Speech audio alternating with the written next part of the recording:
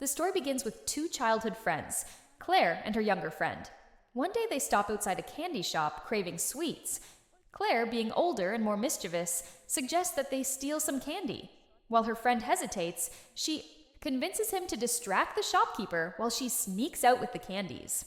The plan works, and they celebrate their small victory. However, as they enjoy their stolen sweets, Claire hears a strange voice coming from a dark alley. When she asks who it is, there is no response. Meanwhile, she waits for her friend to return, but he never does.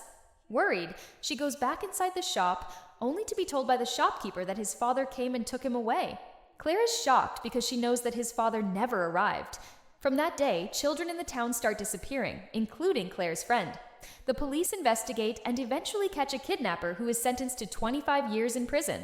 However, even after his arrest, some believe that the true mystery was never solved. 25 years pass, and Claire has grown into a successful broadcaster. Meanwhile, her friend's father, Bill, never stops believing that his son is still alive. He pleads with Claire to feature his missing son's story on her radio show in hopes of finding new leads. At first, Claire refuses, unwilling to relive the painful past, but later agrees to help him. Bill embarks on a personal journey to uncover the truth and meets a local expert who knows the town's history well.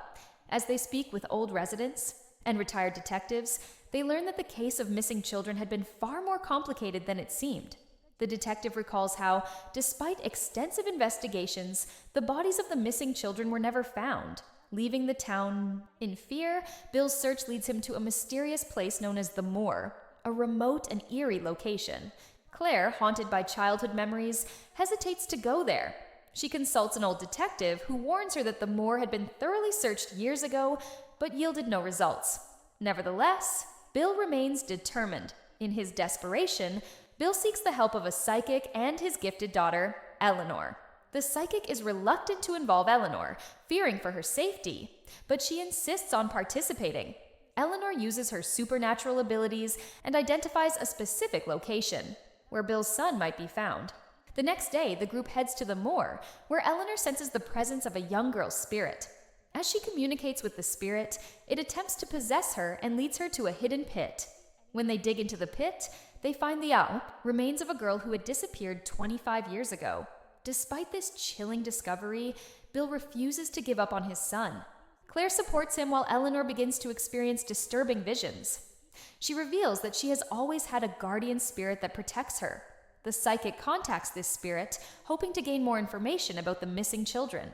Through the spirit, they learn that many of the abducted children were buried somewhere in the moor. They return to the moor and discover an ancient, rune-covered stone that radiates an ominous presence. Suddenly, a heavy rainstorm forces them to take shelter for the night. As darkness falls, Eleanor feels an overwhelming presence, and her guardian spirit vanishes in fear.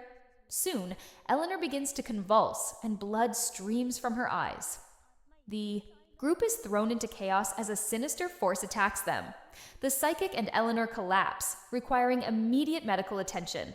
Claire, deeply unsettled, rushes back to inform Bill.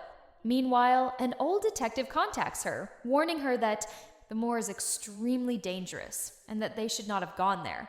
Realizing the severity of their situation, Claire hurries to find Bill and relay the detective's warning. As the story progresses, the true horror of the moor and its dark secrets begin to unravel. Will Bill find his son after 25 years? What sinister force lurks within the moor? The mystery deepens as the truth slowly comes to light.